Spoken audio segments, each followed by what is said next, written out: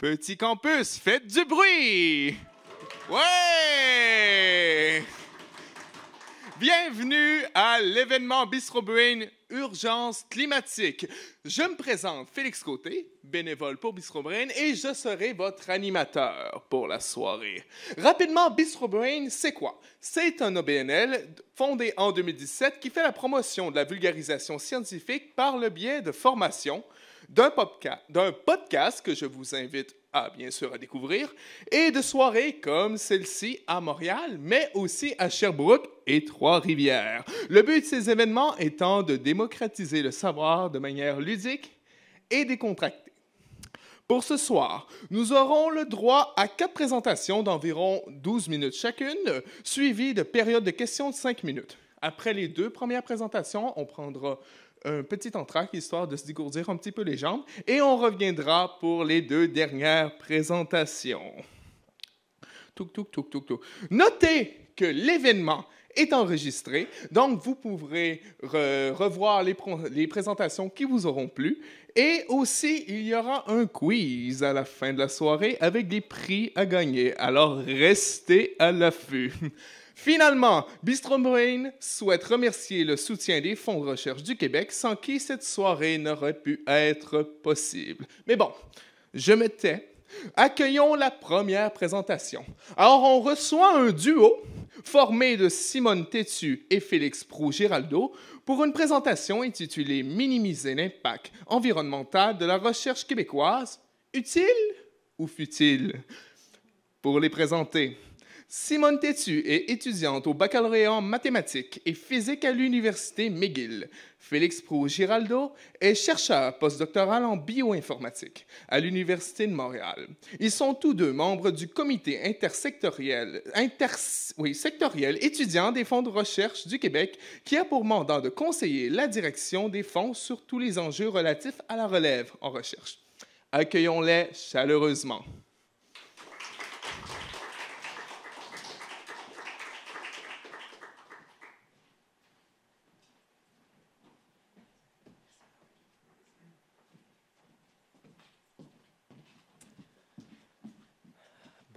Bonjour à tous. Merci d'être là ce soir. Alors, je me présente. Je m'appelle Félix. Je suis, comme Félix vient de le dire, je suis chercheur postdoctoral en bioinformatique à l'Université de Montréal. Puis aujourd'hui, je suis joint par ma collègue Simone. Bonjour, moi c'est Simone et comme Félix le dit encore une fois, je suis étudiante à l'Université McGill au baccalauréat. Et aujourd'hui, on va vous parler des conséquences environnementales de la recherche au Québec. Mais avant qu'on commence... Oui, donc c'est un peu... On n'a pas pratiqué à échanger un micro encore, donc on apprend. On va présenter en bonne et due forme avant de commencer le comité dont Félix et moi on fait partie. Il s'agit du Comité intersectoriel étudiant des fonds de recherche du Québec, ou FRQ. Les FRQ, ce sont des organismes subventionnaires qui financent la recherche québécoise dans les domaines nature et technologie, les domaines de la santé, les domaines société et culture, et ils financent aussi des initiatives comme Bistro Brain. Et l'ECIE, c'est une équipe d'étudiants dans les fonds de recherche du Québec qui les conseille, de même que le scientifique en chef du Québec, Rémi Quirion, au sujet de plein d'enjeux qui préoccupent les nouvelles générations de chercheurs. Par exemple, en ce moment, on se penche sur la santé psychologique au cycle supérieur, sur la science en langue française et évidemment sur l'éco-responsabilité. Je vais commencer peut-être par parler de pourquoi on se penche sur l'éco-responsabilité en recherche, pourquoi on est venu ici pour vous en parler. Il y a 3 grandes raisons. La première, c'est que, comme vous le savez si vous êtes ici aujourd'hui, la communauté scientifique, elle est plutôt bien informée au sujet de la crise climatique. C'est même des informations qui nous proviennent de la recherche scientifique qui motivent le mouvement planétaire de lutte au changement climatique. Donc, une communauté bien sensibilisée d'ores et déjà. La deuxième grande raison, c'est que, comme le montrent certaines études, quand les scientifiques du climat échouent à réduire leur propre empreinte carbone, ça a un effet direct sur leur crédibilité perçue par le public ainsi que sur la portée de leurs conseils. Il y a un peu une contradiction quand une communauté scientifique met en garde la société contre la lutte climatique et donne des conseils pour y remédier, mais sans mettre en application ses propres conseils. Et finalement, dans la même veine, il faut rappeler que la recherche, c'est financé en bonne partie par des fonds publics. Donc, les scientifiques ont un peu une responsabilité supplémentaire en ce qui concerne, encore une fois, cette contradiction-là entre ce qu'ils disent à la société de faire et ce qu'ils font eux-mêmes dans leur recherche.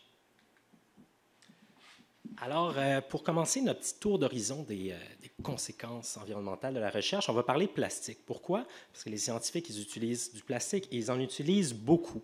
Il y a une étude britannique qui a montré, en fait, qu'un département de biosciences, à lui seul, a consommé l'équivalent de 5,7 millions de bouteilles de 2 litres en plastique, et ça, c'est en 1 an. Donc, imaginez un seul département dans une université, dans un pays. Donc, à l'échelle de la planète, ça fait vraiment beaucoup de plastique. Pourquoi les scientifiques utilisent autant de plastique? Mais en fait, pour les chimistes et les biologistes, des fois, ils n'ont pas vraiment le choix. Ils travaillent avec des substances qui sont toxiques, qui sont chimiques, qui ne peuvent pas être relâchées dans l'environnement comme ça, tout bonnement. Donc, le plastique ne peut pas être recyclé dans la plupart des cas et il faut juste le jeter. Ça arrive des fois qu'on peut utiliser du verre, du matériel lavable pour faire des expériences, mais encore là, il faut prendre le temps de le laver. Donc voilà. Dans les rares fois où est-ce qu'on peut recycler plastique, en fait, on se bute à des règles comme celle-ci. Où est-ce que vous voyez, ça, c'est les règles de recyclage du plastique pour l'Université de la Colombie-Britannique. Puis c'est vraiment un casse-tête. Il y a vraiment certains numéros qu'on peut mettre dans le plastique, d'autres non. Et ça, c'est un exemple vraiment flagrant de nos travaux, en fait, sur l'éco-responsabilité en recherche, qui démontre bien qu'en fait, que si on veut changer des pratiques qui sont bien ancrées dans la culture de recherche, comme l'usage de plastique, par exemple, qu'on voudrait réduire, il ne suffit pas de prendre un petit papier comme ça, de le coller à côté d'un bac de recyclage, puis de dire, ben voilà, on a réglé l'usage de plastique. Non. En fait, il faut encadrer ces initiatives-là à tous les niveaux d'une institution, d'une entreprise, donc à la fois par les chercheurs, par les universités, les organismes de financement, mais aussi le gouvernement. C'est seulement quand toutes ces structures-là, tous ces niveaux d'une organisation agissent ensemble qu'un changement pratique peut s'opérer. Et c'est seulement quand l'option éco-responsable sera la moins chère et la plus facilement accessible pour les chercheurs que le changement de pratique va réellement s'opérer.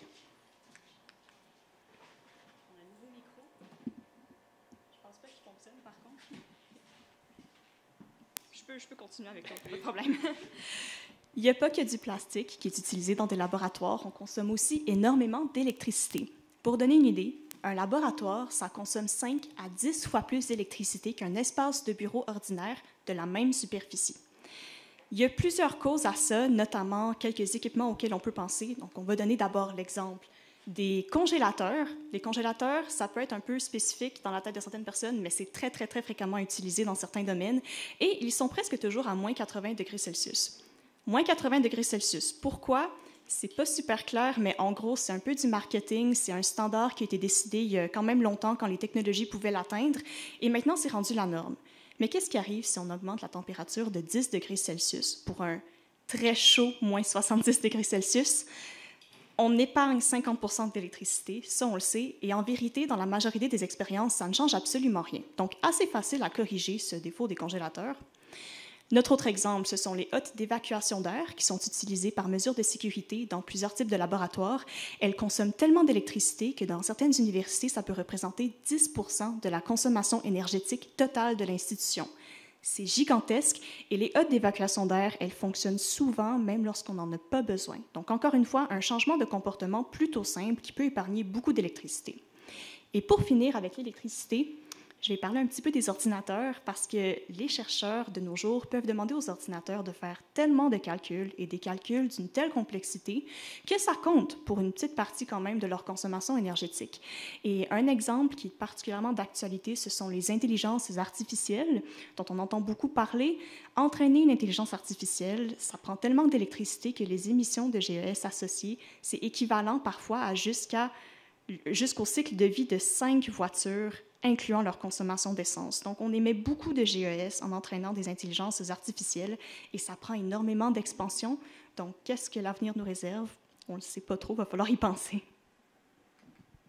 Est-ce que ça fonctionne? Oui. Donc là, on arrive en fait au transport, qui est vraiment là où le bas blesse. C'est la plus grande source d'émissions de GES qui est associée aux activités de recherche. On parle quand même de 84 % de tous les GES émis en fait, viennent des déplacements en avion. Ça peut peut-être vous surprendre parce que souvent, quand on imagine un scientifique, on l'imagine un peu comme ça, dans son labo, en train de faire des expériences. Mais en fait, il faudrait peut-être plus y penser comme ça, dans un aéroport en destination vers un pays exotique. Les scientifiques, ça voyage beaucoup. Pourquoi est-ce qu'ils voyagent? Bien, en fait, il y a certains cas où est-ce qu'ils n'ont pas vraiment le choix. On peut penser, par exemple, à des biologistes qui se rendent sur le terrain pour prendre des données, pour prendre des échantillons qui vont ensuite amener en laboratoire pour analyser par la suite. Mais en fait, la principale raison pour laquelle les chercheurs voyagent, c'est pour participer à des conférences internationales. Donc, c'est des grands rassemblements de chercheurs où est-ce que ceux-ci peuvent partager leurs résultats, faire du réseautage, même initier des collaborations. Donc, vous pouvez imaginer que c'est super important pour les chercheurs de participer à ces conférences-là. Mais encore plus important, en fait, c'est que cette participation à des conférences est très bien perçue dans l'évaluation de leur dossier. Donc, s'ils veulent des sous pour faire de la recherche, s'ils veulent des promotions pour aller plus loin dans leur carrière, mais en fait, il faut qu'ils voyagent le plus possible et même souvent le plus loin possible. Donc, il y a vraiment une pression de voyager à tout prix. Et pourquoi est-ce que c'est un problème que les chercheurs voyagent autant? On peut s'en douter assez facilement, mais prendre l'avion, ça pollue et ça pollue beaucoup. D'abord, surtout lors du décollage, les avions consomment de gigantesques quantités de carburant et le carburant des avions qu'on appelle le kérosène, c'est un hydrocarbure. Donc, quand on le brûle, quand on l'utilise, on émet directement énormément de GES dans l'atmosphère. Mais il y a une deuxième raison un petit peu plus subtile, c'est que les avions volent dans une couche très élevée de l'atmosphère, la stratosphère. Et ce qui arrive quand on vole dans une couche élevée de l'atmosphère, c'est qu'on laisse des traînées de condensation, comme on voit sur l'image derrière. Et ces traînées de condensation, elles ont un effet de trappe à chaleur. Donc, quand on vole, on pollue énormément, on contribue beaucoup au réchauffement climatique et comme on le voit sur le graphique en bas, les émissions de GES causées par les déplacements d'un chercheur canadien moyen, c'est environ 8 voire 9 tonnes par année. Et en comparaison, si on veut respecter les cibles de l'accord de Paris, on doit réduire nos émissions individuelles à seulement 2 tonnes par personne par année. Se rendre en Europe et en revenir quand on habite à Montréal, c'est à peu près 2 tonnes de GES. Donc, il faut quand même y penser, les avions, ça pollue énormément. Les solutions, elles existent et on les met même en place progressivement dans certains pays. Dans le cas des chercheurs, on valorise l'utilisation des transports terrestres lorsque possible. On sensibilise beaucoup les chercheurs, on essaie de leur faire comprendre le problème et peut-être remettre en question certains fondements de la culture académique. On valorise les conférences locales, donc on peut se déplacer sur de plus courtes distances pour y assister. Et finalement, il y a des gens qui n'aiment pas beaucoup ça, mais comme compromis, on propose d'utiliser Zoom ou une participation virtuelle en général, ce qui émet 100 à 3000 fois moins de GES que se déplacer en personne à une conférence. Alors, avant de terminer, on voulait juste glisser un petit mot sur les compensations carbone, en fait, parce qu'il y a de plus en plus d'institutions au Québec, mais dont font partie les universités, qui utilisent ces compensations-là pour diminuer leur quantité de gaz à effet de serre qu'ils émettent. Donc, c'est quoi une compensation carbone? En fait, le principe est très simple. Prenons donc une université, elle veut abaisser ses émissions de gaz à effet de serre, donc elle les réduit autant que possible. Il va quand même rester un minimum qui est très difficile à compenser avec l'électricité, le chauffage, des trucs comme ça. Donc, qu'est-ce qu'elle peut faire si elle veut vraiment amener sa facture à zéro? C'est qu'elle peut décider, par exemple, de planter des arbres. Donc ça, c'est vraiment l'exemple typique d'une compensation carbone. Et l'idée, c'est que la quantité de GES qui va être captée par les arbres va correspondre essentiellement au niveau de GES qui était émis par l'université en premier lieu. Et si on additionne le tout ensemble, bien, on arrive bien sûr à une facture de zéro. Donc, en théorie, ça fonctionne plutôt bien. En pratique, par contre, c'est une autre affaire. Et pour des raisons de temps, je ne vais pas vraiment rentrer dans les détails, mais je veux juste vous dire, dans le fond, de vous méfier. Quand vous voyez qu'une institution s'affiche ouvertement comme étant carboneutre, c'est probablement parce qu'elle utilise des compensations carbone plus ou moins efficaces en arrière. Donc, méfiez-vous, gardez ça en tête. Avant de finir, je vais juste mentionner rapidement que si ça vous a intéressé d'entendre parler d'éco-responsabilité en recherche, le CIE va sortir un rapport complet sur le sujet à l'automne 2023. Il va y avoir beaucoup plus d'informations sur les thématiques qu'on a abordées, mais aussi des recommandations à l'intention des FRQ et des universités pour donner un peu de souffle à la transition verte dans le secteur de la recherche au Québec. Et pour finir rapidement, aujourd'hui, on vous a parlé de beaucoup de choses. On vous a parlé de plastique, de déplacement en avion, de consommation énergétique. Mais en fait, c'est vraiment des choses qui s'appliquent à la vie de tous les jours, vraiment à notre vie quotidienne. Puis en fait, ce qu'on a trouvé dans nos travaux, c'est qu'il y a une empreinte significative qui est associée à la science. Mais en même temps, on a les moyens de réduire cette empreinte-là et d'avancer vers un futur un peu plus vert. Donc, je vous remercie de nous avoir écoutés. Si vous avez des questions, ça va nous faire plaisir d'y répondre.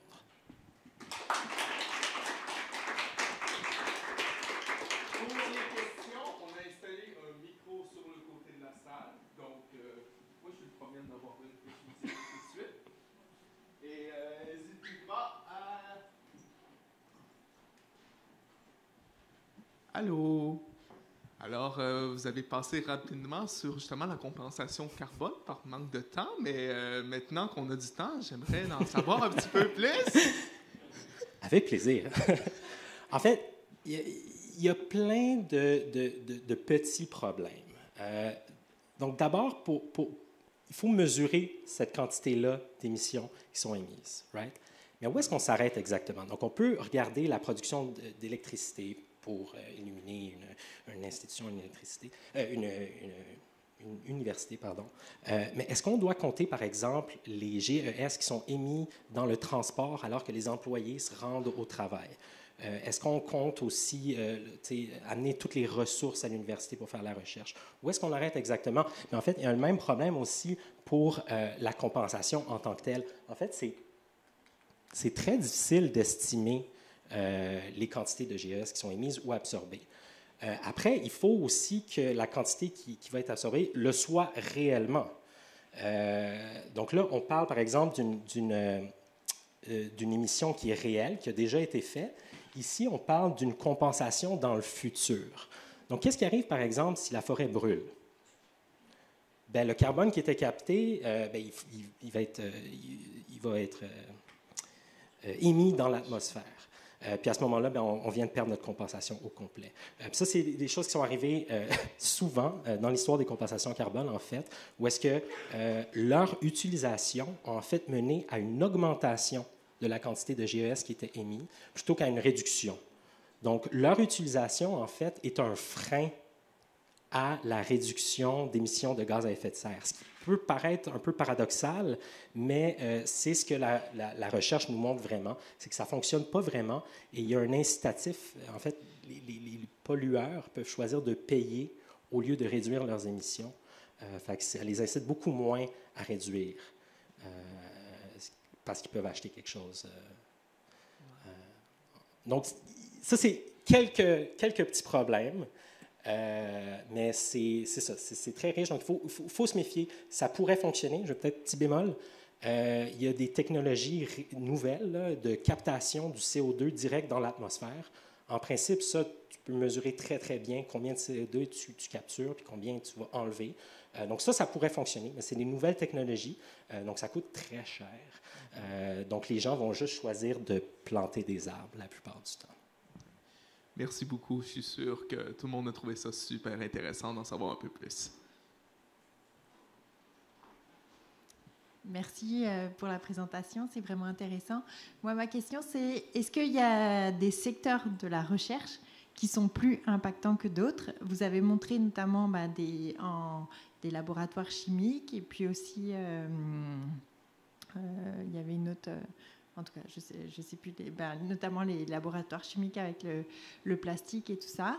Mais tous les secteurs voyagent et on comprend que c'est a priori sur l'ensemble du cycle de vie le plus gros impact de la recherche. Il y a l'IA que vous avez montré, l'intelligence artificielle. Donc oui. Mais donc, quels sont les secteurs? Quel est le secteur qui est le plus impactant finalement? Est-ce que c'est des secteurs plus en génie, ceux qui étudient le charbon, ou alors c'est plutôt des sciences sociales qui voyagent beaucoup dans le monde?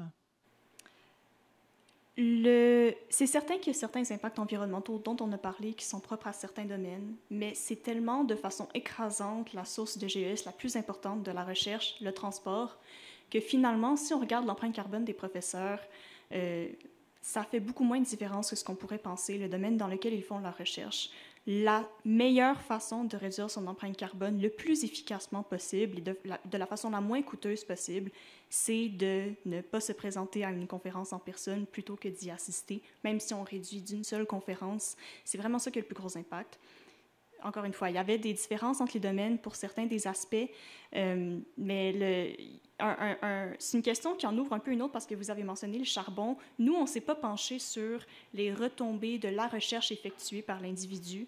Si une personne fait de la recherche sur une façon d'optimiser les technologies de production de sable bitumineux, là, je ne peux pas vous garantir que le fait de ne pas aller à des conférences veut dire que cette personne-là fait une recherche qui n'a aucune retombée environnementale, mais ce n'est pas vraiment là-dessus qu'on s'est penché. Il faudrait peut-être aller consulter d'autres sources pour le savoir.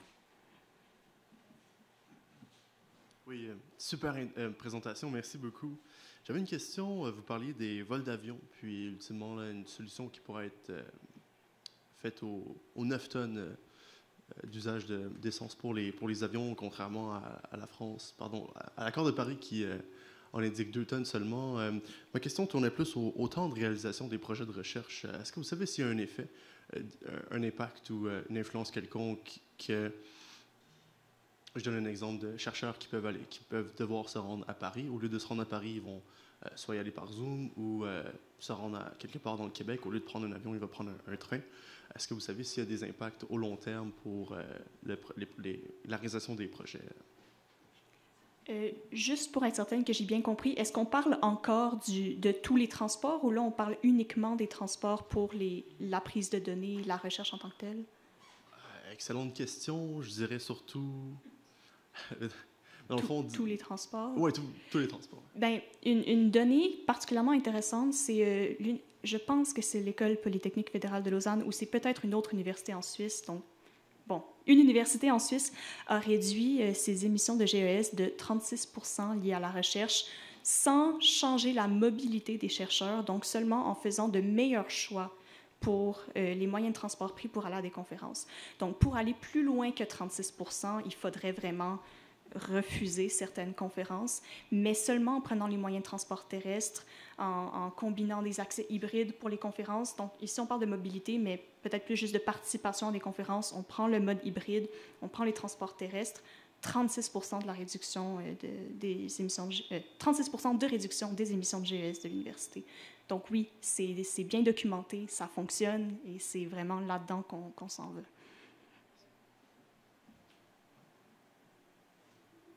Merci beaucoup. Nous passons maintenant au deuxième présentateur, la deuxième présentation, oui, dépendamment de c'est quoi notre sujet. Nous accueillons Bastien Bouchra. Il est titulaire d'une maîtrise en environnement et travaille actuellement sur la modélisation de la fertilité des sols en tant que doctorant au laboratoire de géosimulation environnementale de l'Université de Montréal. Et il nous présente aujourd'hui la décroissance pour sortir du piège de la croissance. Alors, je lui laisse la parole. On m'entend? Excellent. Bonjour, bonsoir, merci d'être ici. Je vais vous parler de la décroissance, donc comment sortir du piège de la croissance. Alors tout d'abord, qui a déjà entendu parler du mot de décroissance, à part ce soir? Oui. Voilà, je pense qu'on est tous d'accord, c'est quand même dans l'air du temps, on entend assez parler, mais j'imagine que vous êtes ici aussi pour vous informer, mais qui sait précisément ce que recouvre le terme de décroissance? Ouais, je vois moins de mains se lever, effectivement. Ceci étant dit, je suis prêt à parier que tout le monde se fait une idée, ou en tout cas a un a priori positif ou négatif sur ce qu'est la décroissance. Et c'était un petit peu ça l'idée du mot décroissance, c'est ce qu'on appelle un mot obus. C'était un mot qu'on balançait dans le débat public pour faire réagir, et pour faire réfléchir et ouvrir un débat justement sur les impensés de notre croissance économique.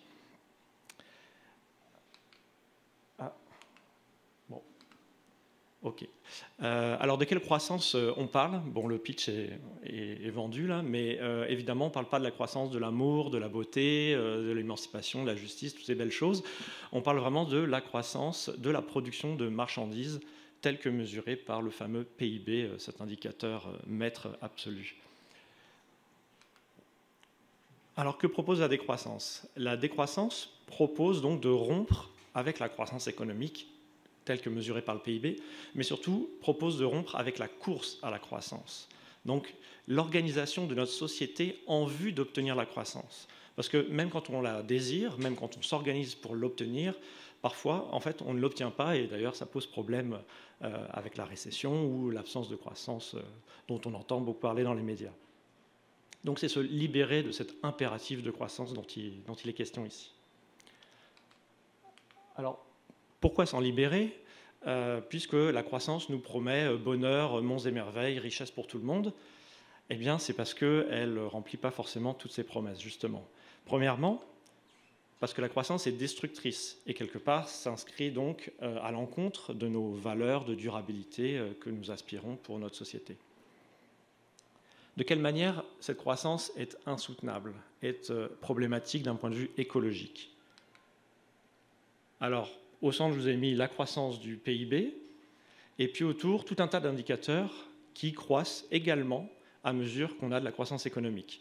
Que ce soit la consommation d'énergie nécessaire à l'économie, mais également ce qui va avec, la croissance de l'émission de CO2 dans l'air, et donc en rapport avec la problématique du changement climatique qui nous intéresse ce soir, mais également de méthane, de perte d'habitat, de déforestation, de perte de biodiversité, et tout un tas d'autres indicateurs dans un grand mouvement d'ensemble qu'on appelle la grande accélération, où croissent ensemble la croissance et tous ces fameux impacts dont on aimerait se passer.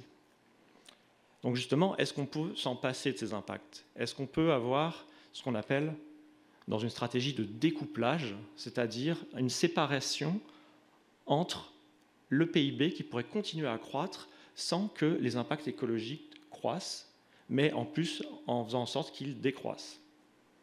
Donc l'idée, c'est d'avoir... Bon, là, je pense que je n'ai pas la bonne version de la présentation. Les diapos sont déjà avec le pitch et le divulgaché, on va dire. Mais l'idée, c'est que donc, pour être important, pour être utile dans notre stratégie pour les années à venir, ce découplage doit avoir lieu de manière absolue, à l'échelle mondiale, de manière permanente, évidemment. Les efforts qu'on fait pour obtenir ce découplage, s'ils donnent des fruits au mois de juin, il ne faut pas qu'au mois de juillet, on ait tout détruit. Et enfin, il doit être de manière très rapide au vu de l'urgence climatique qui nous intéresse. Or, un tel découplage n'a tout simplement jamais été observé. Donc l'idée, c'est bâtir notre stratégie à court terme sur la croissance dans un objectif écologique semble un pari très risqué. Alors on a vu que l'argument écologique était assez évidemment imparable et à lui seul pouvait justifier de vouloir se départir de la croissance, mais on a également le fait que la croissance est profondément et foncièrement injuste et donc finalement s'inscrit à l'opposé de nos valeurs affichées de justice qu'on désire pour notre société. Et donc, effectivement, parce qu'un monde durable par lui-même est certes une bonne chose, mais il faut encore que ce monde soit désirable et qu'on veuille vivre dans une société non seulement durable, mais donc juste.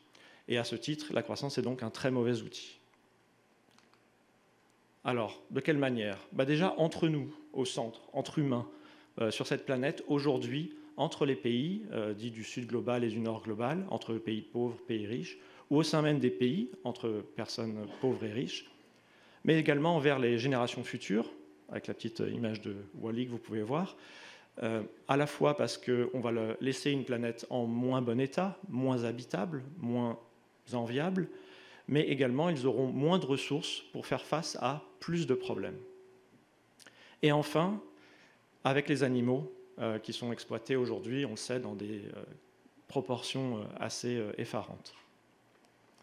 Alors, si ces injustices donnent lieu à ces inégalités-là, c'est qu'elles sont la croissance est le résultat de logiques d'exploitation et de domination, qu'elles soient capitalistes, patriarcales, racistes, spécistes, etc., qui font que à la fois les bénéfices de la croissance, mais aussi les efforts à fournir pour l'obtenir, mais aussi les effets négatifs de cette croissance ne sont pas supportés par tous de la même manière. Alors ensuite, enfin, le dernier point, pourquoi rejeter cette croissance? Parce qu'elle est également aliénante et qu'elle s'inscrit contre, finalement, notre valeur affichée de liberté dans notre société. Alors, aliénante, tout simplement, qu'est-ce que ça veut dire? C'est qu'on a remplacé la fin par les moyens. Les moyens, c'était la croissance économique, la fin, c'était d'obtenir notre bonheur, et finalement, notre but aujourd'hui, ce n'est que la croissance économique, pour elle-même. Alors, comment se fait... Alors, cette aliénation, finalement, c'est ça un peu qui explique que, malgré que la croissance est problématique d'un point de vue écologique et problématique d'un point de vue de la justice, pourtant, c'est un outil qu'on ne met pas si facilement à la poubelle et qu'on continue à vouloir et à conserver. Donc, c'est cet emprisonnement-là, l'aliénation. Et elle se fait par deux mécanismes principaux. Le premier, c'est l'économie, c'est le syndrome du hamster, parce que, tout simplement, nous ne produisons pas ce que nous consommons et nous ne consommons pas ce que nous produisons. C'est-à-dire que nous sommes obligés de participer à ce grand jeu pour accumuler des jetons qui vont nous permettre de consommer des choses que nous n'avons pas produites. Et donc, nous sommes dépendants de notre capacité à nous placer sur le marché pour obtenir cet argent qui va nous être utile pour survivre. Et enfin, peut-être un peu moins connu, c'est un des mécanismes de la technique aussi, ou de la technologie. Là, je vous ai mis une image des temps modernes de Charlie Chaplin, pour, si vous connaissez le film, où le rythme de la machine, finalement, s'impose à nous, humains, organismes biologiques, avec notre propre temps, et nous impose une cadence comme ça. Et c'est l'idée que nous devenons les outils de nos outils. Quelque part, est-ce que la machine est là pour nous aider, pour nous faciliter la vie, ou bien, finalement, est-ce que nous ne sommes plus que là pour que la machine fonctionne, pour la réparer quand elle est cassée, pour l'opérer, et est-ce que finalement, l'humain n'est pas accessoire dans tout ça? Alors, l'idée de la décroissance, c'est de rompre avec cette croissance, mais pour ça, on ne veut pas la récession, ce qui serait décroître dans le monde tel qu'il est organisé aujourd'hui en vue de la croissance économique. L'idée, c'est d'organiser le monde différemment pour pouvoir se passer de la croissance sans que ce soit un problème pour nos sociétés. Donc, le programme, très rapidement, c'est donc de produire moins, de partager plus et de décider ensemble pour les trois aspects écologiques, de justice sociale et d'émancipation. Alors, comment on fait ça? Aujourd'hui, notre société, le modèle central, est-ce que ça vous vient, le modèle central de notre société aujourd'hui, d'organisation, le modèle qu'on valorise tous? Capitalisme? Le marché? Bon, je vais mordre la mèche, c'est l'entreprise. L'entreprise, c'est le modèle ultime. On veut que tout fonctionne sur le modèle de l'entreprise. Donc là, l'idée, c'est de réorganiser la société autour d'une nouvelle institution qui serait notre nouveau modèle de société. Et le mouvement pour la décroissance propose que cette institution, ça soit les communs, qui est une autre manière d'envisager le travail et de production et de consommation dans notre société. Alors rapidement, un commun, qu'est-ce que c'est? Ça s'articule autour de 4 grands axes. Le premier, c'est la communalisation. Évidemment, s'il n'y a rien en commun, on ne peut pas faire un commun. Ça paraît un peu basique. Donc l'idée, c'est de mettre en commun une ressource, que ce soit une ressource naturelle, des outils, des compétences, un espace, peu importe, votre imagination. Et de gérer cet espace, cette ressource, de manière démocratique, de manière collective. Donc c'est l'aspect de démocratisation. Le 4e pilier, c'est l'autoproduction. C'est-à-dire que ce qu'on va produire dans ce commun, c'est pour la consommation des membres de ce commun. On n'est plus là pour produire quelque chose qu'on va vendre et pour obtenir de l'argent pour acheter quelque chose qu'on n'aura pas produit. Non, l'idée, c'est vraiment de se fournir directement, de remplir nos besoins à nous. Et enfin, c'est de favoriser un cadre de rapports humains qui soit basé sur l'entraide dans une logique de coopération et non plus de compétition. Alors, pour rendre tout ça, et pour terminer quelque chose de plus concret, qu'est-ce qu'il y a comme commun? Alors, j'ai mis une petite liste très rapide de communs montréalais ou internationaux. Par exemple, les jardins collectifs, quand l'organisation du jardin et les fruits de la production sont partagés. Donc là, on met en commun des ressources et un espace. Ça peut être le Low-Tech Lab à Montréal aussi, d'un point de vue technique, pour avoir des techniques plus accessibles, réparables, etc., etc., et de mettre en commun des outils pour ça. Le Champ des possibles, qui est un espace dans le Mylène aussi, qui est géré par la communauté. Le bâtiment 7, grand commun montréalais, la remise pour les outils, locomotion pour le déplacement, la coopérative d'habitation Milton Park, etc., etc. Ça va jusqu'à Wikipédia.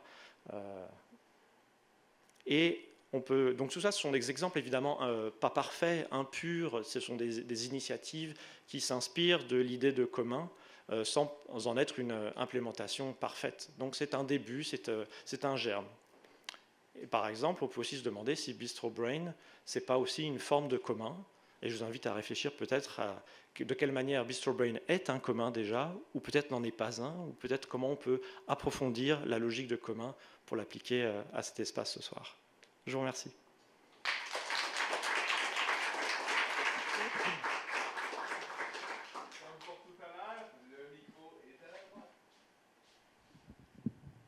Salut.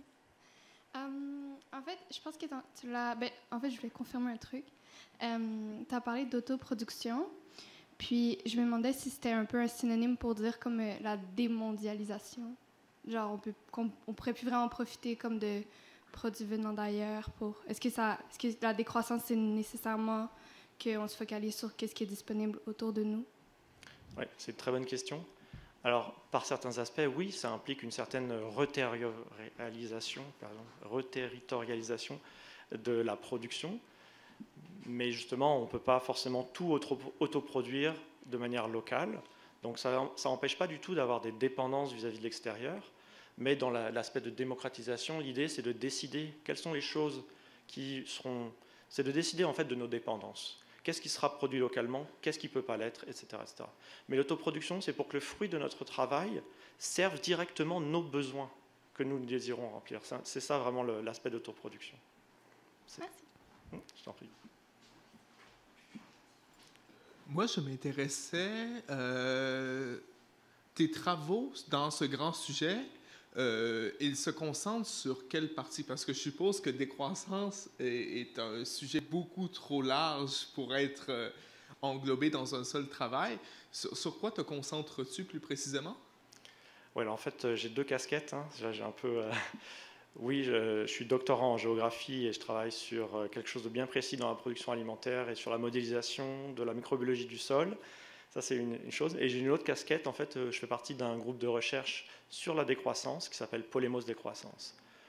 Et dans ce cadre-là, je travaille plutôt justement à travailler à la synthèse de ces idées. Parce qu'en fait, la décroissance, qu'est-ce qu'il faut voir? C'est un petit peu l'articulation d'idées originales, de critiques, un peu de lanceurs d'alerte, mais depuis 40-50 ans, sur des sujets très différents, que ce soit en philosophie, en sociologie, en ingénierie, enfin vraiment des lanceurs d'alerte.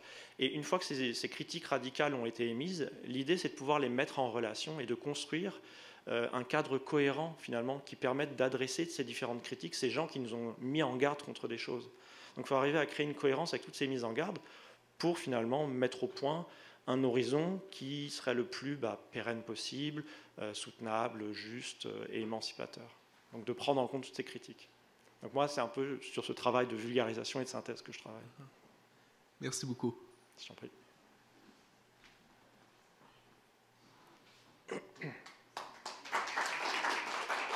Ah, je crois qu'il y a peut-être une autre question. Moi, je m'excuse, j'aurais une dernière question.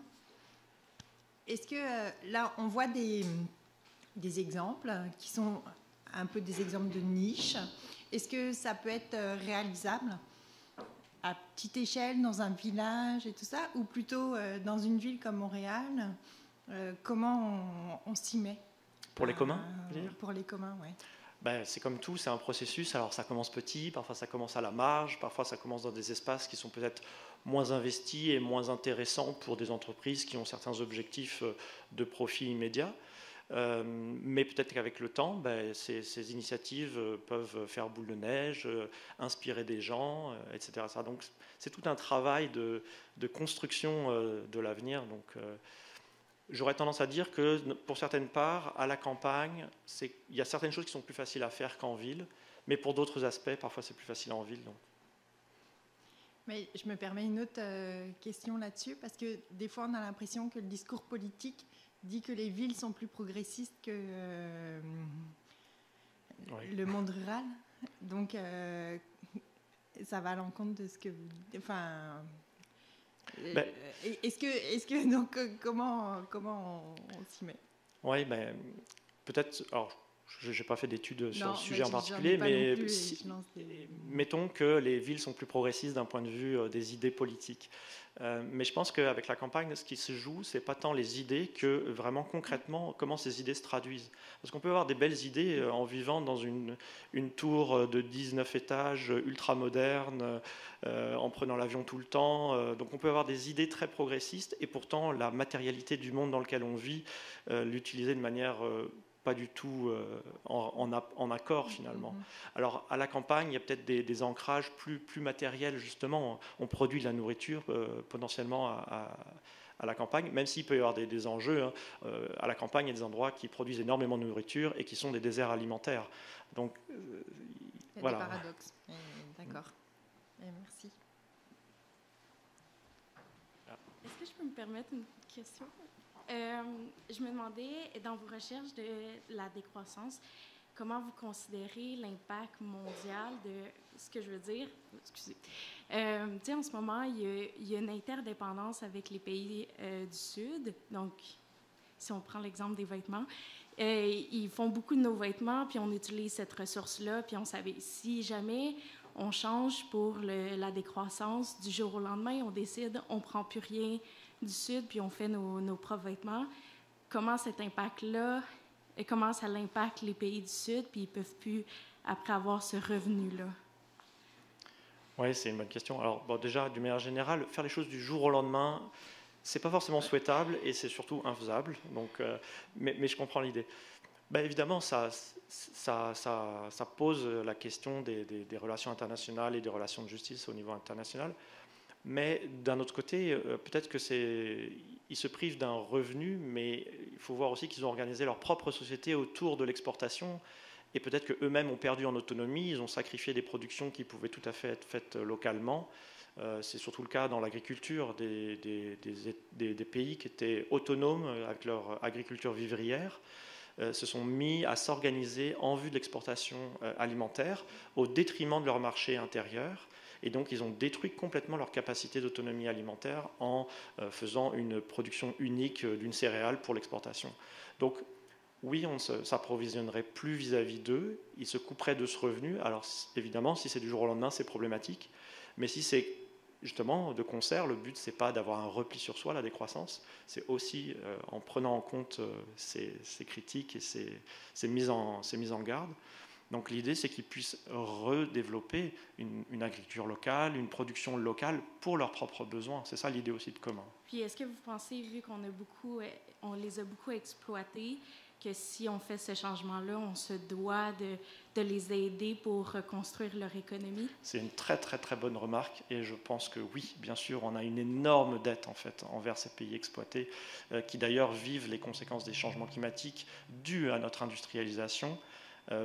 Et le vivent de manière bien plus forte que nous. Nous sommes les responsables dans les pays du Nord et nous ne vivons pas les conséquences des changements climatiques à la hauteur de ce que nous avons bénéficié de la production. Donc tout à fait, je pense que dans un objectif de justice internationale, il y a vraiment le fait de payer, de fournir des ressources pour leur propre développement pour ça.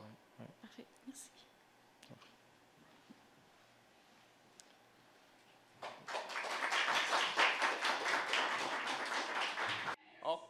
Alors, pour la troisième présentation, on accueille encore un duo, cette fois-ci composé de Marie Bellemare et Valérie Patreau, et leur présentation s'intitule « Zéro déchet, le paradoxe de l'œuf ou la poule ».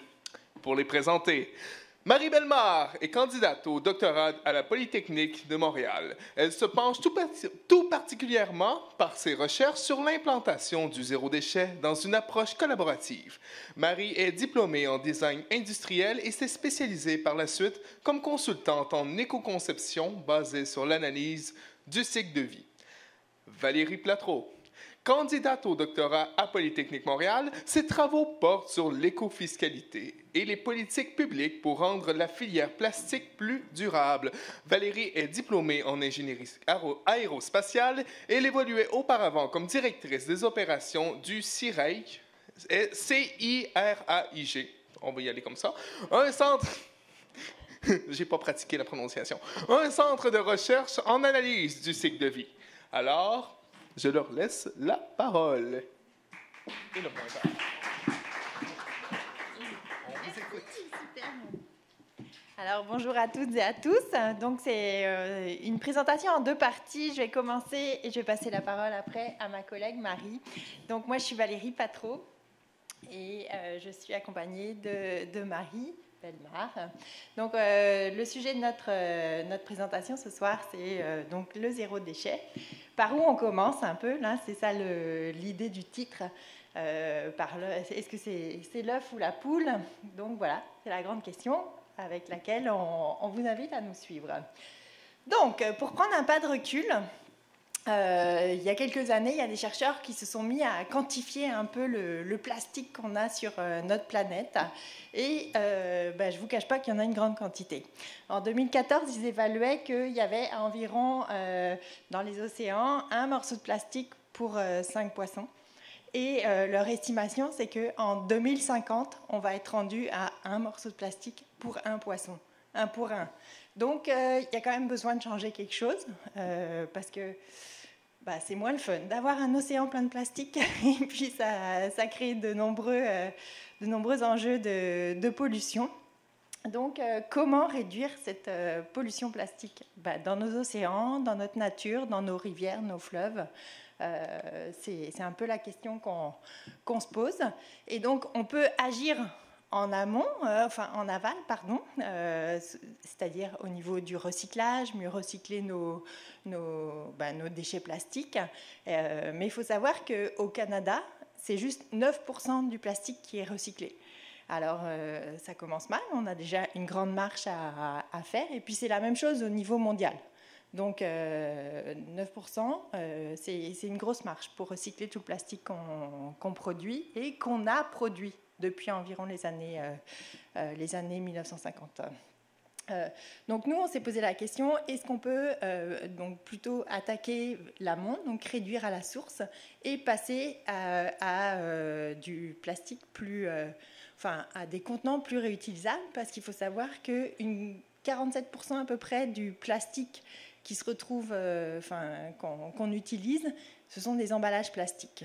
Donc, comment on peut réduire cette quantité-là et donc passer à quelque chose de plus circulaire et donc inclure dans notre façon de consommer du réutilisable.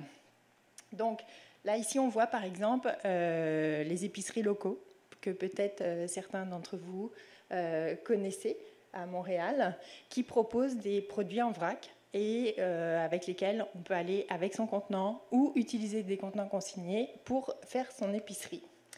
Donc, pour l'instant, l'épicerie zéro déchet, c'est ce qu'on appelle ça le mouvement zéro déchet, c'est l'objectif. Donc, ça reste vraiment un marché de niche. Et puis, on a fait une grande étude pan-canadienne, Marie et moi, et avec d'autres collègues. On s'est rendu compte que la grande majorité des Canadiens et Canadiennes font leur épicerie, pas dans des épiceries zéro déchet, mais dans des supermarchés de base. Donc, comment on peut changer dans ces supermarchés-là la façon de consommer et de passer à plus de vrac? C'est ce qu'on s'est posé comme question. Et puis, est-ce que les consommateurs et consommatrices ont de l'appétit pour ça? Et puis, qu'est-ce que leur propose l'industrie? Alors, c'est la question à laquelle on s'est posé, et la question qu'on a posée notamment aux consommateurs et aux consommatrices.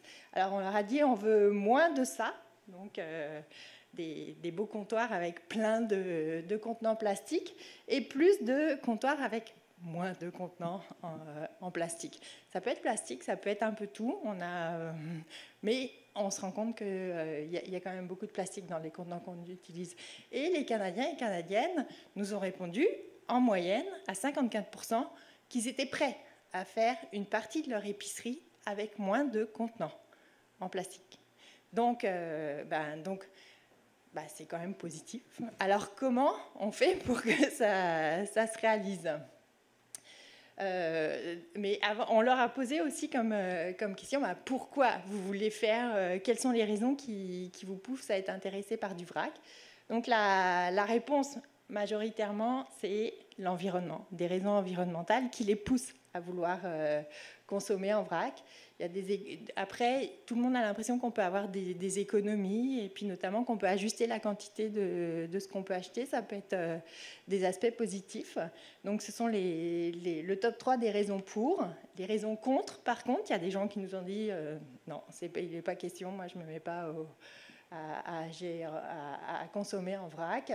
Donc, c'est beaucoup des raisons d'hygiène. Les gens n'ont pas tellement le goût que d'autres personnes aient mis leurs mains dedans, dans la nourriture qu'ils vont acheter avant. Et puis, l'effort nécessaire. Hein. D'ailleurs, moi, je me suis remis à la musculation depuis que je fais du vrac. Donc, il y a un sentiment d'effort nécessaire pour faire du vrac. Il y a une gestion des contenants, soit ces contenants personnels ou des contenants consignés. Et donc, ça a une influence certaine sur pourquoi ou pas faire du vrac. Donc, on a aussi posé comme question aux gens, combien vous voulez payer si vous achetez des produits en vrac? Et ça, c'est pour mettre des politiques publiques en place, c'est une question majeure, là. Donc, on leur a proposé différents scénarios, notamment un pour acheter des amandes. Et on leur a demandé de comparer, donc s'ils achètent des amandes dans un contenant en plastique ou s'ils l'achètent en vrac avec leur contenant personnel, avec un contenant consigné, combien ils sont prêts à payer.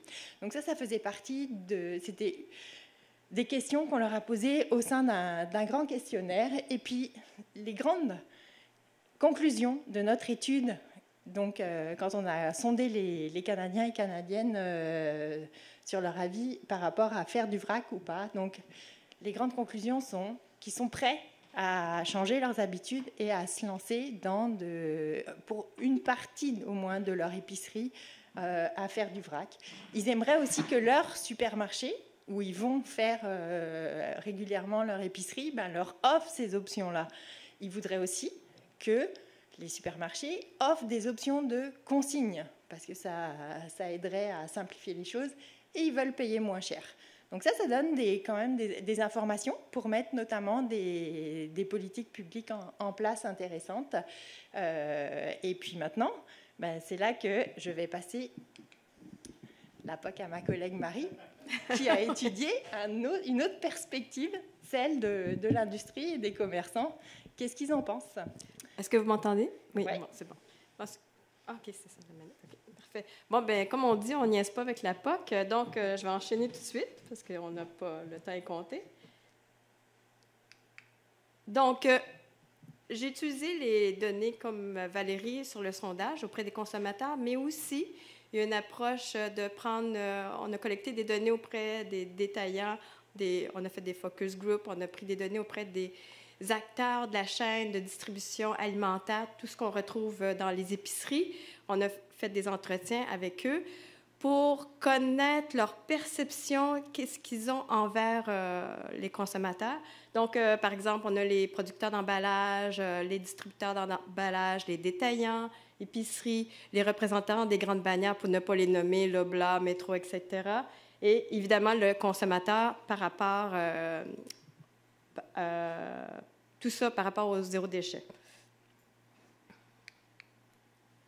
Donc, en gros, pour résumer, quand on regarde toute la chaîne, les acteurs de la chaîne de distribution alimentaire, ils ont une perception que le consommateur, ce qu'on nomme le yuck factor, je pense que la dame ici... J'espère... Ah non, je n'ai pas pris la bonne affaire. OK. Je pensais avoir le pointeur, mais en tout cas, vous voyez la dame en haut, à droite, c'est le yuck factor. Ça, je pense que ça représente assez bien. Puis aussi, le style de vie qui était lié à... que ça demanderait aller vers zéro déchet, donc aller vers des plats réutilisables ou système de consigne. Ça demande trop d'efforts, comme Valérie mentionnait précédemment.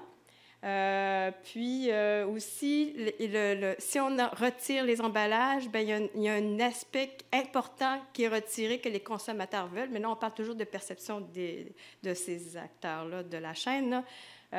Comme quoi que la marque le fait que l'aspect marketing que procurent les emballages, enlever ça, c'est quelque chose qui n'a pas de sens, en tout cas. En gros, c'est ce qu'ils percevaient. Et plus particulièrement les détaillants. Pourquoi les détaillants? Il y avait quand même un propos nuancé parce qu'ils sont vraiment plus dans les acteurs de la chaîne, un contact direct avec les consommateurs. Donc, eux, ils nuançaient, OK, le yuck factor, mais plus dans le sens de l'hygiène, salubrité, mais ils avaient une préoccupation très, très, très forte s'ils vont vers le zéro déchet au niveau de la responsabilité s'il se passe quelque chose. Si le consommateur arrive avec son plat réutilisable, il a mal lavé, il achète son aliment, il va chez eux, il tombe malade, c'est qui est responsable? Donc, ça, c'est une grosse... ça peut être un frein, là, en tout cas, au niveau des perceptions. Et aussi, selon eux, ben, les consommateurs, ils sont à la recherche du produit parfait. C'est vrai qu'on a tendance, si on a une pile de pommes, on va choisir la pomme la moins poquée. Puis aussi, c'est important, selon eux, l'aspect de variété. Donc, avoir le plus de variété possible, une infinité de choix de chips ou quel que soit les grignotines qu'on veut, par exemple. Puis, ils ont noté surtout les détaillants qu'ils offraient déjà quand même l'achat en vrac, zéro déchet, qui était quand même dans notre échantillonnage une infime partie. Ils ont noté qu'il y avait vraiment un profil sociodémographique qui était vraiment évident pour eux, là, qui étaient sensibles à l'achat en vrac. Donc, c'était des plus jeunes, des gens plus éduqués, et aussi, c'était lié à l'origine de ces gens-là, souvent de pays européens. Et bon, ce que répondent les consommateurs, on leur a posé la question, par exemple, qu'est-ce qui est important de garder au niveau des emballages, là, que quand ils achètent un produit, l'emballage, c'est quoi le plus important? Donc, l'idée là-dedans, en posant cette question-là, qu'est-ce qu'on doit préserver pour aller vers le zéro déchet? Il y a des critères importants à préserver. Donc, en premier rang, c'était l'aspect information. C'est pas tellement... Donc, il faut nuancer l'aspect marketing que parlaient les acteurs de la chaîne. C'était plus dans le sens, eux autres, les consommateurs répondent que c'est plus information, c'est quoi le produit qu'ils achètent, comment l'utiliser, la valeur nutritionnelle, etc.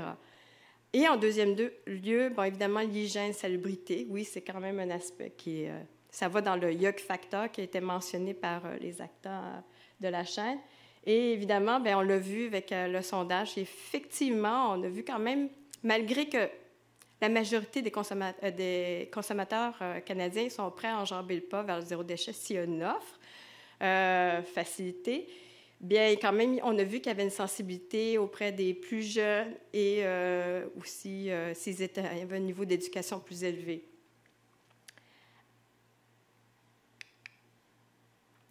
Donc, pour répondre à la question, l'œuf ou la poule, donc dans le sens l'offre ou la demande, ben, on est arrivé, Valérie et moi, à une équation des approches socio-constructivistes. Vous allez me dire, ben, qu'est-ce que ça mange en hiver? Ben, ça mange des approches, justement, à regrouper ces acteurs-là du système, en incluant évidemment des consommateurs pour avoir le point de vue de chacun, qui a une compréhension commune, parce que là, on s'aperçoit qu'il y a quand même des dissonances là, au niveau des perceptions l'un par rapport à l'autre, qu'est-ce que l'autre attend.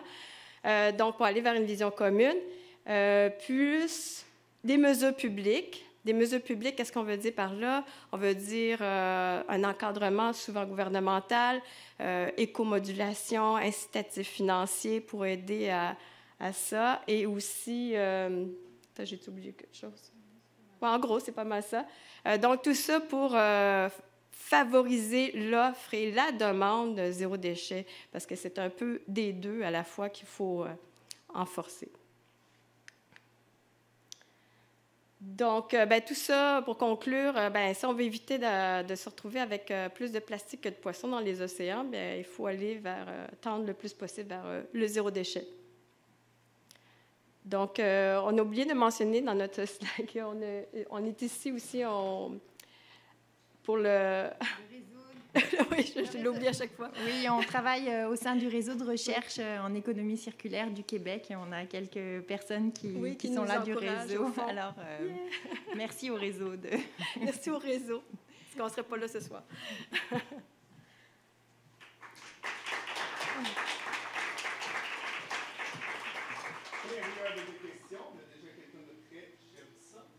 Ah oui, je suis très prêt. La super présentation, merci beaucoup. J'avais une question concernant là, les fameuses mesures publiques. Plus précisément, le côté législatif de l'encadrement là, de la société quant à l'offre et la demande des zéro déchet. Est-ce que vous savez si pour aller chercher une sociodémo de gens un peu moins éduqués, un peu moins jeunes, bon, en tout cas, je fais le contraire de ce que vous disiez. Est-ce que ça pourrait passer par des publicités de télévision? Est-ce que ça serait de voter des lois dans la Chambre d'Assemblée, par les premiers ministres, tout ça? Est-ce que ma question est comprise? Oui, tout à fait. Oui, c'est ça, alors, c'est la sensibilisation. Ouais, Je cherchais un moment. J'y ai pensé quand tu m'as posé là.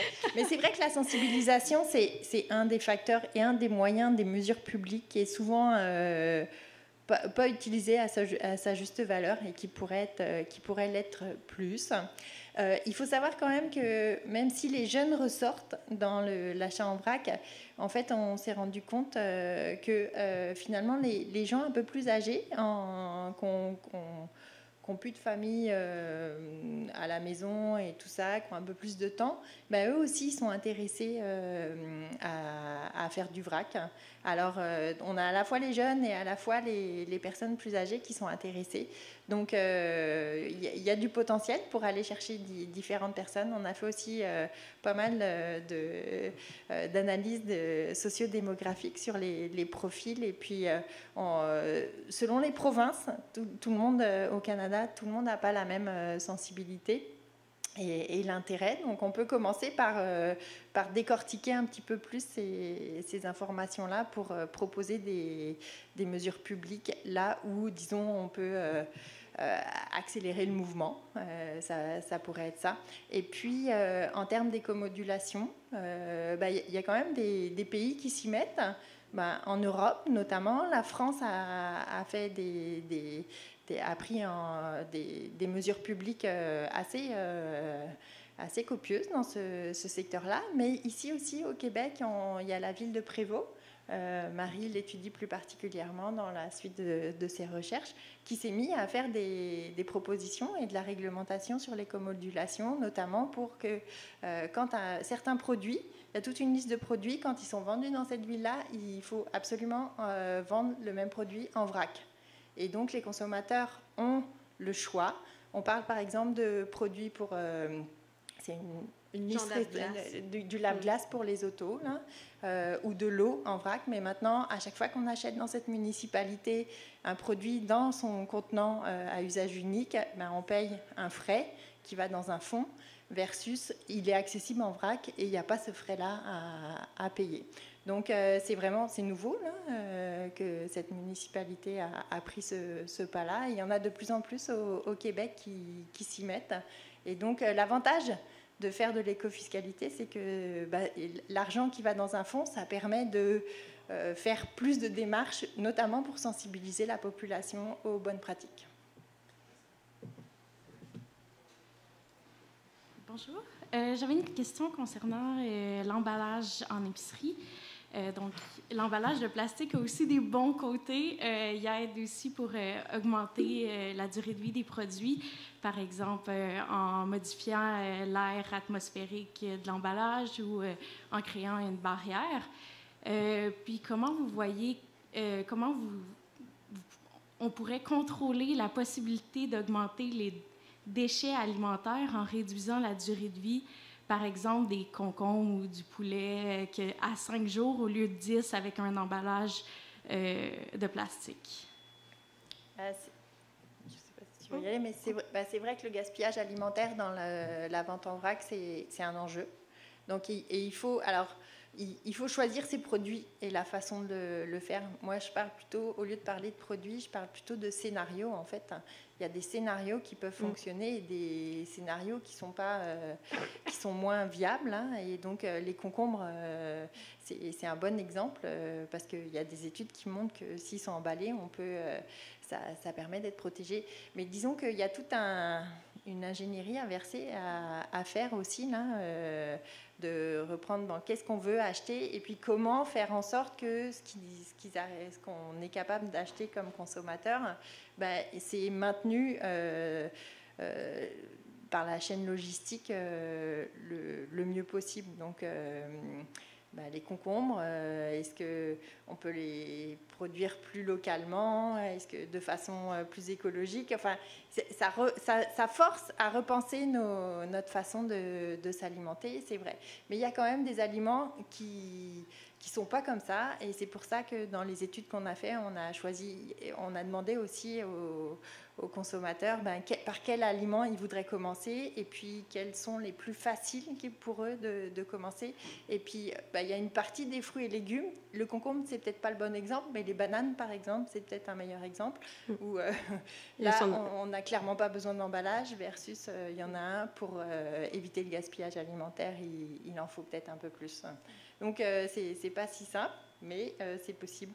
Les noix aussi, il y a de quoi faire. Tous les aliments secs et tout, c'est assez ou les facile. liquides aussi. Et puis les liquides, et tout ce qui est liquide, et puis tout ce qui est produits, soit d'hygiène corporelle, soit des produits ménagers aussi, qu'on a regardés, qui sont a priori, il n'y a pas d'enjeu de gaspillage alimentaire là, pourquoi pas commencer par cela. OK, donc il n'y a pas l'idée d'être 100% zéro déchet, juste une partie de nos consommations. Oui, idéalement, oui. Mais c'est vraiment un sujet complexe. Et puis, donc, selon les aliments, tout est pas possible, mais il y a quand même de plus en plus d'options comme consommateur d'aller voir son épicerie pour aller avec ses propres contenants. Et puis, il faut s'éduquer aussi pour savoir comment bien consommer le produit qu'on achète de façon à éviter le gaspillage alimentaire. Alors, mais il y a peut-être des moments où va falloir d'autres options que la vente au consommateur pour pouvoir réutiliser et éviter le gaspillage alimentaire de certains produits. Mais je n'ai pas de données là-dessus, mais c'est vraiment un beau champ de recherche. Ouais, c'est ça, tout dépend de l'aliment, puis c'est ça, il y a beaucoup de facteurs, mais en général, on avait fait une revue de littérature par rapport à l'année cycle de vie, gaspillage alimentaire, qu'est-ce qui était mieux, mais ça dépend des aliments, mais en général, c'était quand même, il y avait des bénéfices à aller vers la chambraque. Ouais. Hi, thank you for sharing the results of your research. Is it okay if I ask in English? Okay. So I actually wanted to know more about the conditions of the survey. A few things, like how many people were surveyed, where did they live, and the last, I think, part that kind of like caught my attention is that although I know that people responded that they wish that they could pay less, I was surprised to see that it wasn't one of the main reasons why people were not actually purchasing. So I'm just wondering if you have the information of their average income of your sample. Yeah, we've got the information. So we had 2002 respondents to the survey, and it was representative of the Canadian population based on the last recensement census, 2016 census of Statistics Canada. And regarding the mean income for the household, it was around $47,000. Okay, interesting. Thank you. You're welcome. Bon, j'ai une petite question en moins. Merci pour la présentation. Moi, je me demandais, parce que vous n'avez pas parlé vraiment de l'aspect... En fait, moi, j'essaye le plus possible de consommer zéro déchet. Et j'ai entendu... Parce que, donc, moi, j'apporte mes contenants, par exemple. Ouais. Mais derrière, il y a forcément des déchets que, même si nous, on n'en fait pas, ben, que les compagnies en fait, qui vendent en font. Donc, est-ce que vous avez peut-être quelques données sur cet aspect-là? Cet aspect-là non. Ça, c'était les limites de l'étude. Ouais.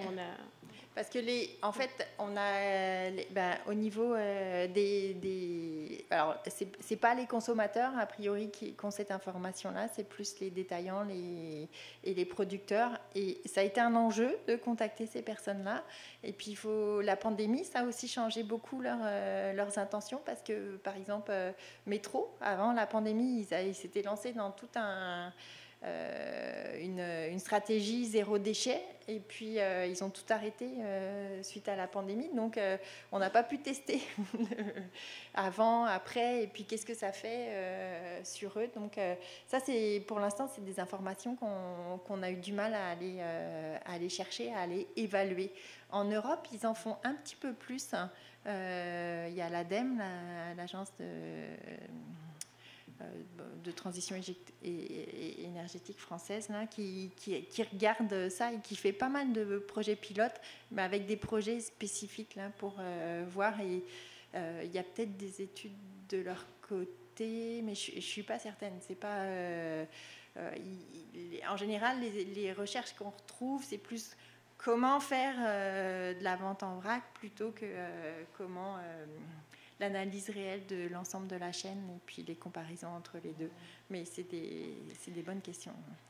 Oui, puis c'est une bonne question. Puis en même temps, suite aux entretiens qui ont été effectués, ce qu'on a compris, c'est que ça demanderait vraiment un changement de modèle d'affaires. Surtout que ceux qui ont...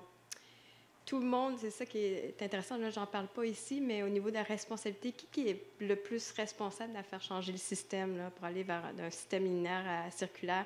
Tout le monde pointe finalement les producteurs d'emballage principalement. Même eux-mêmes le disent, mais ils n'ont pas intérêt, ils voient mal comment changer leur business de producteurs d'emballage à offrir un système sans emballage.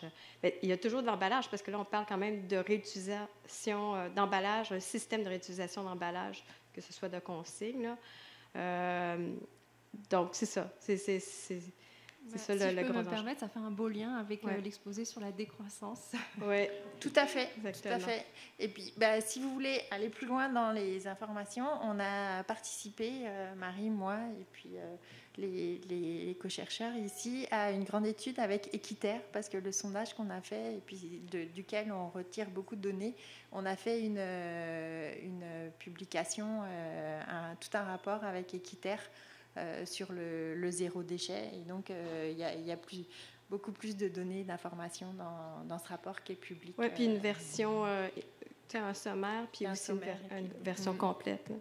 Français, anglais, tout. Oui.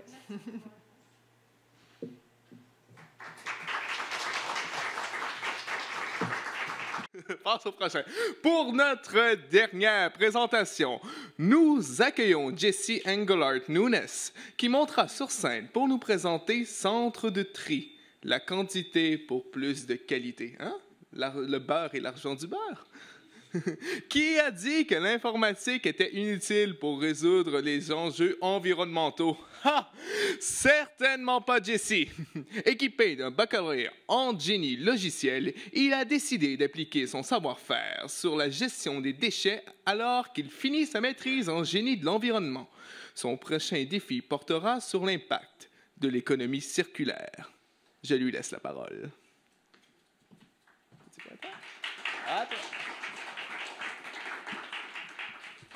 Eh bien, merci beaucoup pour la présentation. Le saviez-vous? En fait, plus qu'un centre de tri accepte de bacs bleus, de bacs verts, plus qu'il y a tendance à en mettre aux poubelles. Puis à l'inverse, moins qu'il en accepte, moins qu'il en met aux poubelles. Toujours pour une tonne donnée, là, à base comparable. Puis bien, à Montréal, on a été tellement intelligent qu'on a décidé de faire un gros centre de tri qui en rejette beaucoup. Pourquoi? Bien, parce que ça coûte moins cher, naturellement. Et ce n'est pas les seuls problèmes qu'on a pour... Je vais voir si je peux prendre ça.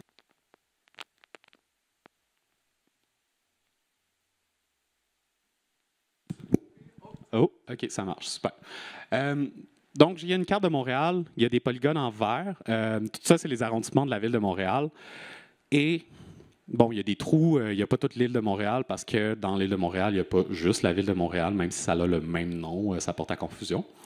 Et donc, il y a un complexe environnemental Saint-Michel ici qui trie tous les bacs bleus, tous les bacs verts de la zone en vert. Ça, si ça passe au feu, puis que demain matin, on ne peut plus l'utiliser, ça va prendre des mois à réparer, puis pendant des mois, on va devoir envoyer nos bacs bleus, nos bacs verts ailleurs. On pourrait les envoyer à Laval. Mais à Laval, il y a le groupe À la Claire Ensemble qui a été engagé par la ville de Laval pour faire une tune qui s'appelle « Mets du respect dans ton bac ». Je suis pas sûr qu'à Montréal, on le fait que, tu sais, ils vont arriver là, puis ça va être genre « Ouais, mais c'est parce que ça pue, tu sais. Non, ça marche pas. » L'autre problème, c'est qu'aussi à Montréal, à Anjou, il y a un recycleur. Tu pourrais lui amener une bouteille de plastique, ou 57 millions si on se fie à la première présentation. Tu pourrais en amener là, puis ils vont faire des nouvelles bouteilles de plastique à partir de ça. Sauf que moi, si j'habite à Anjou, ben, j'ai une bouteille de plastique, je la mets au bac de recyclage, je la mets dehors, le lendemain, la ville vient la récupérer, va l'amener au centre de tri. À Saint-Michel, va la trier, va faire un gros ballot, puis va la ramener à Anjou. Moi, je trouve ça vraiment nono, je ne sais pas pour vous. Fait que ce que j'ai réussi à démontrer à travers ma maîtrise, c'est qu'en fait, c'était plus intelligent d'en avoir plusieurs à Montréal. Puis là, il faut se demander la question, mais plus intelligent, comment? Fait que pour ça, j'ai fait des mesures. De l'argent, parce que bien évidemment, ça coûte de l'argent faire tout ça, et de la pollution, donc des gaz à effet de serre. Pour l'argent, j'ai considéré 3 choses. Donc la récupération, il faut payer le gros camion, il faut payer ses assurances, il faut payer les gens, il faut payer plein d'affaires juste pour avoir quelqu'un qui ramasse nos bacs. Pour le tri, j'ai appliqué aussi le concept du pollueur-payeur. En fait, donc plus qu'un centre de tri rejette, plus ça va coûter cher trier. N'est-ce pas merveilleux? Et pour l'investissement, bien évidemment, ben, ça coûte de l'argent bâtir tout ça, qu'on veuille en bâtir 19, qu'on veuille en bâtir 3, 4. Nommez-moi un chiffre et je peux vous donner un montant. Et spoiler alert, ben, c'est la raison pourquoi on ne s'intéresse pas vraiment à ça. Ça coûte super cher à investir et pas de grandes retombées économiques. Pour les gaz à effet de serre, ben, c'est encore juste de la récupération cette fois-ci. Donc, c'est quand même un gros camion, là, ça pollue quand même beaucoup. Et il y a des études qui ont démontré qu'en fait, si je prenais un sac de poubelle et que je le laissais pourrir dehors, j'émettrais moins de GS, 2 fois moins de GS, que si je le récupérais. Oups. Donc, c'est quand même très polluant. Et moi, j'ai pris tout ça, j'ai fait une genre de salade de fruits avec ça pour donner une mesure, une seule, pour mieux les comparer, des dollars par kilogramme de GS non émis. D'après vous, là, c'est quoi un kilogramme de GS? On parle de tonnes, mais 1 kilo, ça serait quoi là, en poids carbone ou en équivalent carbone?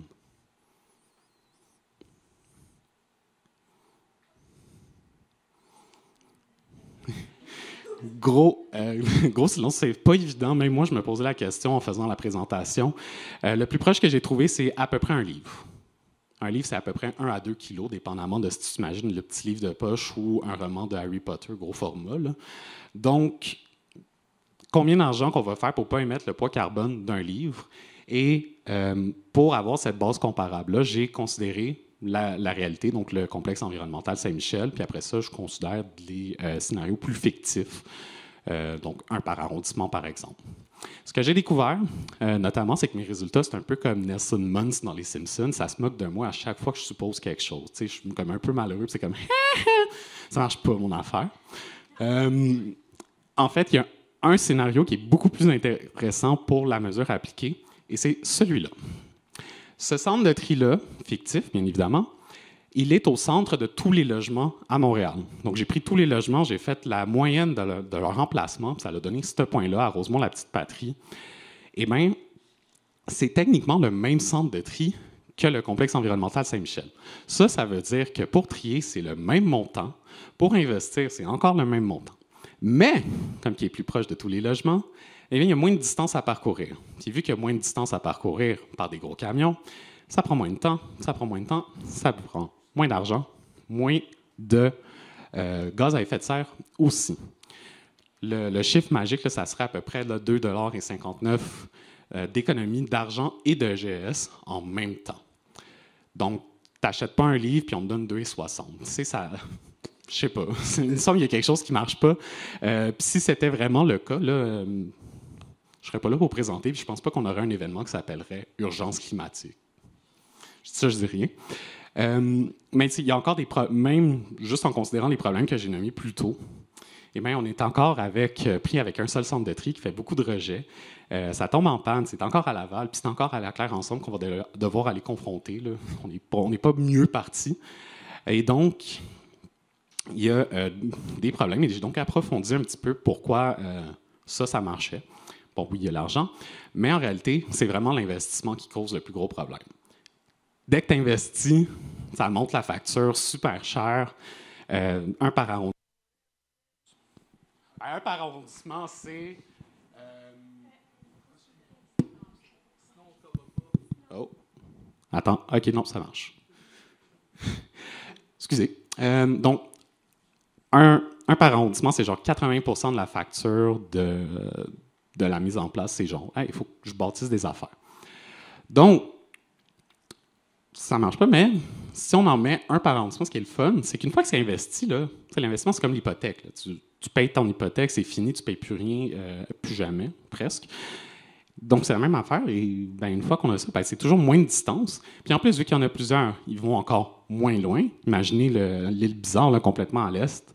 Aller jusqu'à Rosemont-la-Petite-Patrie ou aller à l'île Bizarre, c'est déjà beaucoup moins de distance à parcourir, moins de temps, moins d'argent, moins de pollution et tout ça.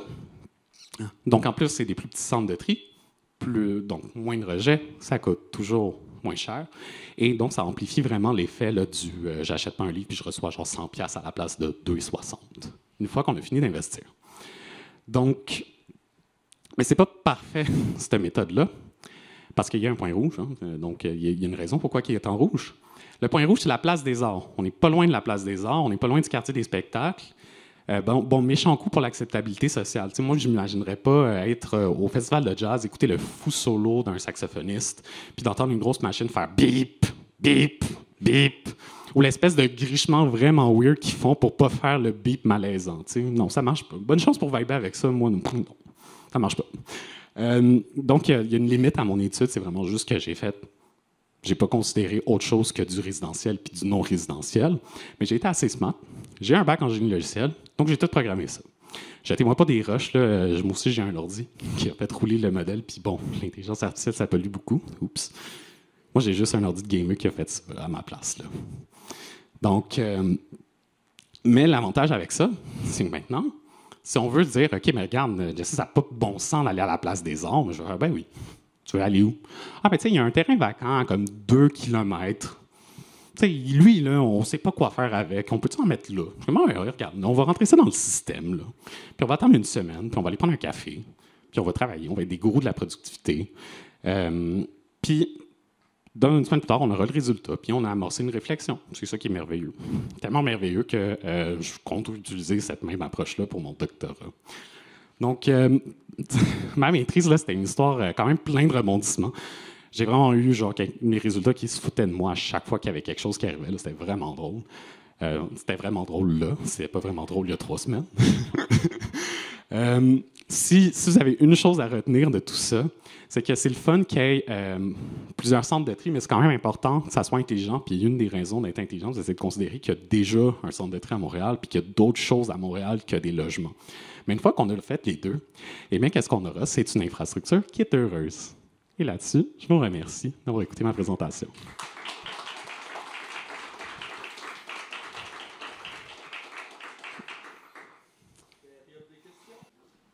Merci beaucoup pour la présentation. Je m'excuse, j'ai toujours des questions, mais c'est des sujets qui m'intéressent beaucoup. Alors, est-ce que tu as regardé entre la distance parcourue selon la densité, j'imagine, de population ou les lieux de résidence des Montréalais, Montréalaises, c'est ça, versus s'ils diminuaient leur consommation d'un certain montant et on n'aurait pas changé et à avoir de nouveaux centres de tri. Indirectement, je l'ai fait parce que j'ai roulé mon modèle avec des mauvaises données. Ce qui arrivait dans ce cas-là, j'avais la moitié donc, des bacs bleus, des bacs verts. Puis ce que ça fait, c'est qu'il y a moins de camions qui vont rouler, mais leur trajet va prendre 8 heures au lieu de 2. Okay. Fait que c'est pas... si jamais ça diminue drastiquement, il va falloir repenser pas juste le centre de tri, mais vraiment comment on va les récupérer, ces matières-là, parce que sinon, on va avoir des trajets de 8 heures, puis on va avoir la CNESST dans le cas de à Ville de Montréal, faire comme hey, l'overtime, il y en a un petit peu trop. Là. Et puis, je me permets une autre question. Et les centres de tri, parce que il y a l'enjeu, la disposition, mais on sait que la disposition, c'est souvent relié aux espaces disponibles et puis, on va dire, à l'acceptabilité sociale de ce type de lieu-là. Est-ce que, a priori, c'est réaliste de penser qu'on pourrait en mettre à plusieurs endroits? Ça va être une question qui va être assez difficile. Le réalisme de tout ça, je ne l'ai pas approfondi. Il y a tout aussi un conflit dans la sphère citoyenne à Montréal qui est comme « Ah ouais, mais il y a du pas dans ma cour. » Quand on a voulu faire un centre de biométhanisation à Saint-Michel, donc faire du biocarburant à partir des bacs bruns, ça a été refusé par la population parce qu'elle était comme « Ouais, mais attends, on a eu un dépotoir, on a eu une carrière, on a un centre de tri. Non, regarde, on en a eu assez, c'est fini. Là. Non, moi, je veux pas ça. » Puis on a eu cet effet-là de pas dans ma cour. On a été obligé d'aller avoir plein d'autres situations. Fait que ça sera à approfondir. Moi, j'ai été voir juste pour lever le flag de comme moi, c'est bien beau, mais il faut que tu considères la hospitalité sociale, mais j'ai pas été plus loin que ça. OK, merci beaucoup. Oui, j'avais une petite question. Dans le fond, comme on l'avait vu dans la présentation précédente, on avait dit que seulement à peu près, si je me rappelle bien le chiffre, 9 % des matières recyclables sont réellement recyclées. Si vous augmentez le nombre de centres, est-ce que le pourcentage va augmenter? Puis si oui, de combien à peu près? De pas beaucoup. Je me semble que c'est le taux de rejet du centre de tri va diminuer, mais je pense qu'on est dans le taux de peut-être 6 % d'augmentation, de moins de rejet. Là. Fait que c'est au lieu d'envoyer pour une tonne, au lieu qu'il en envoie 150 kilos, il va peut-être en envoyer genre 90. Fait que c'est pas une énorme amélioration en tant que telle. OK, parfait. Merci. Hey, super présentation, merci beaucoup. Petite question, là, vous parliez d'intelligence artificielle et de votre ordi de gamer qui faisait ses défauts on the background. Je voulais savoir, est-ce qu'il y a peut-être une solution pour chercher les déchets là, au lieu de passer 8 heures sur la route pour un chauffeur qui conduit un camion à la gasoline? Non, on va se le dire, ça devient un peu old school. Mais disons, à partir de 2030, il va y avoir les voitures électriques. Est-ce que l'implantation de drones ou de petits robots, là, comme Amazon ont, par exemple, aux États-Unis, est-ce que ça pourrait être une option pour chercher plus de déchets? Si je parle des petits robots qui se promènent un peu, des petits Wall-E qui vont chercher les déchets ou le recyclage? C'est une très bonne question. La première limite que je vois, ça va être la réglementation. C'est pas très permis de voler un drone. Moi, mon directeur, il me dit toujours que de toute façon, ce qu'il faut, c'est de la collecte à la demande, puis avec un véhicule autonome. Là. Fait que on serait plus dans cette optique-là d'un point de vue technologique. Mais ça, c'est toute une autre paire de manches, puis un autre 3 ans de développement que je ferais pas, que j'entreprendrais pas demain matin. Là.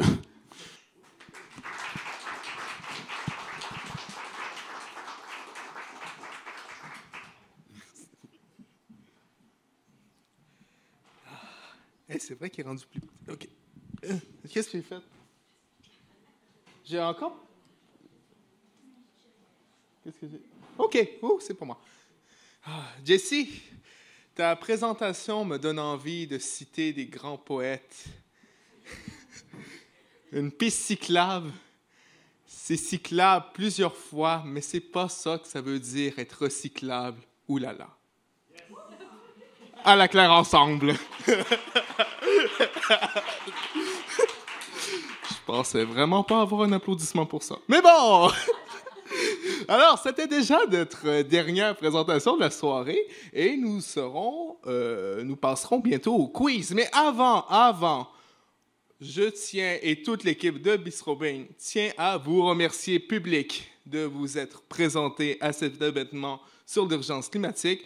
Nous voulons aussi remercier nos présentateurs, présentatrices qui nous ont fait des présentations de qualité ce soir, nos bénévoles qui sont là mois après mois, ainsi que le petit campus qui nous accueille dans sa belle salle pour qu'on puisse tenir nos événements, et le soutien financier des fonds de recherche du Québec. Alors, Nous vous invitons aussi, c'est vrai, je dois faire ça, je dois vous inviter à notre dernier événement de l'année qui aura lieu le 14 juin au cœur des sciences à l'UQAM et c'est les grandes découvertes de l'UQAM. Ne manquez surtout pas ça. Sur ce, vous avez un code QR à l'écran. Je vous invite à scanner avec vos téléphones et à remplir le quiz. On se revoit dans 10 minutes pour annoncer les gagnants.